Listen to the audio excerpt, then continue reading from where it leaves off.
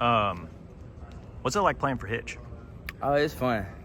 Coach Hitch, he's one of those guys that loves to win and hates to lose. Like Coach Womack preaches about the Swarm D, but he always comes to work every day to push us to be the best group in the country. He always tries his best to pull the best out of us, and we can't do nothing but appreciate him for that. But it's been fun playing for Coach Hitch, man. I really enjoy it. What is he like as like a teacher of the position when he kind of like breaks down, specifically what you guys need to do? I say he does a good job of teaching us schemes from the offense. I think that's one thing we've been able to harp on more since our defense a little bit more simple. So I think he's been doing a great job of just allowing us to learn other offenses and teach us new terminology and new ways of seeing the game. What'd you think when you noticed his right ear, the cauliflower ear? You said what? Have you noticed his cauliflower ear, the right ear? Right ear? Hitch? Right. No, I ain't peeped that. I'm gonna peep it when I go back in there. But he did tell us that he was a wrestler though, so that makes sense. I got you.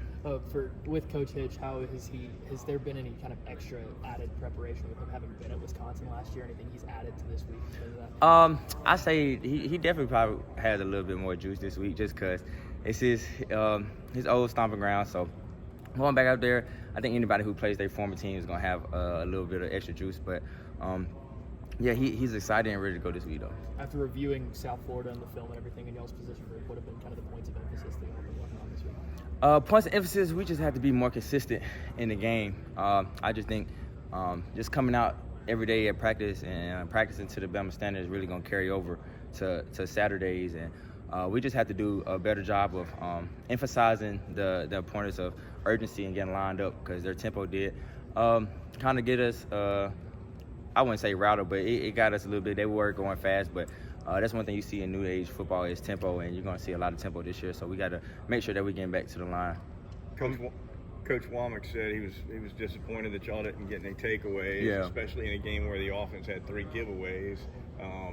Did you see some opportunities for picks, not just for you, but for the rest of the secondary that y'all missed on? Yeah, I think it wasn't more so picks because I don't really think the quarterback really throwing the ball, but every time they snap the ball, it's a chance to take the ball off of them, whether it's they're running it or passing it. So we just had to be better at being conscious of knocking the ball off people and taking the ball away because if you put it in your mind, then that's something you're going to do unconsciously in the game. And so I think that's been an emphasis this week, and we're definitely disappointed that we didn't get any takeaways. When you lose the turnover margin 0-3, it's hard to win any football game. But yeah, that's definitely something that we had to get better at. What are the situations where you want to go for the punch out to knock it loose? Is it always just the second man in because the first man's got to make sure the tackle's made, or is it more to it than that?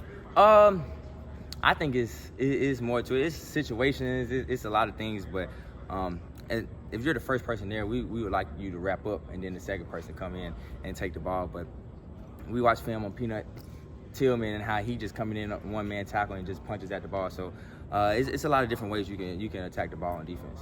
Obviously, linebacker Justin Jefferson brings a lot of intensity on the defense, and you know that he's going to be missing the first half versus Wisconsin, due to the ejection. Can you just talk about how the defense can keep that intensity and keep that energy in his absence? Because you see he in the middle, he being a monster, he wrapping up everything. But can you just talk about that a little bit? Yeah, JJ, he's a great player for us. Like you said, he comes out there and gives us a lot of energy, high motor guy, somebody that's going to fly around to the ball. But we're a brotherhood. One man go down, somebody has to step up, and we're going to do that, and JJ's going to be ready for the second half. Peanut Tillman's a throwback now. Who's showing y'all tape of Peanut Tillman? Coach Woe. He loves taking the ball away, man. I think that's one thing we watch something just NFL punch outs. He's showing the D-line that tip balls lead to interceptions and all that. So taking the ball away is definitely a key emphasis in our defense, and it's something we're going to emphasize even more going forward. Coach Womack emphasized the way y'all played in the red zone and how y'all held the field goals. How would you assess y'all's performance in the red zone? What's your approach whenever y'all get in those situations? Yeah, we have the mindset that we don't care how we get on the field; it's about how we get off the field. We gave up a touchdown in this last game, and we don't never want to do that, and we're always hard on ourselves. But we don't really want our opponents to score at all. I think that's our mindset, whether we're on plus territory or they're in our territory. We don't want them to score at all. So that's our mindset every time we take the field. CJ talked about Bama beating Bama in this game. Did you kind of get the feeling that, a lot of the adversity you guys faced was self-imposed, and just What is your mindset on that? Yeah, definitely. I don't know how many penalties we had, but I know it was a lot. So anytime you have double-digit penalties and 0 to 3 turnover margin, it's hard to win any ball game. So I just think we definitely were shooting ourselves in the foot, and it's something to learn from, though.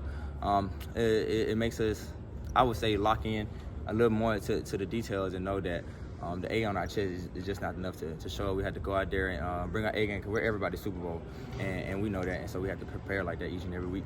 The young DBs didn't give up big passing plays, but a few of them got beat on some deep routes. What have the conversations with those guys been like this week?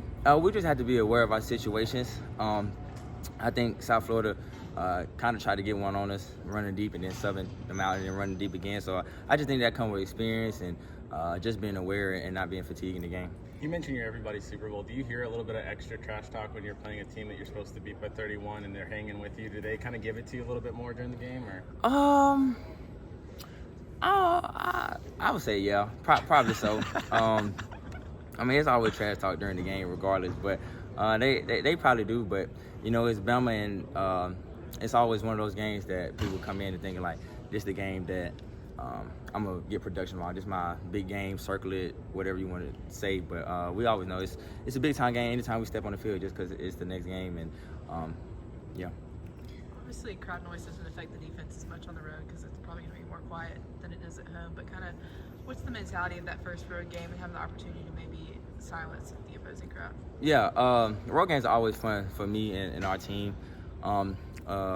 It's almost like a home invasion type of mentality.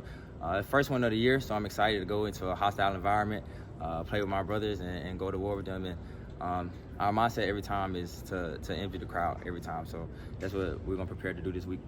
Cole Adams has kind of cracked that receiver rotation this year. What makes him tough to cover? Cole Adams, he's a great player. And he's very smart, but he's also very athletic.